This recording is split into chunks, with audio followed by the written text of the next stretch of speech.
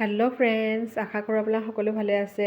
আমি সকলোৱে জানো টেঙেচি পেটৰ কাৰণে কিমান ভাল, আৰু সেয়েহে টেঙেচি দি পেলাই আজি দাইল বনাম বুলি ভাবিছোঁ। টেঙেচি লৈ লৈছোঁ, আৰু আপোনালোকে আগতীয়াকৈও টেঙেচিখিনি সিজাই ল'ব পাৰে।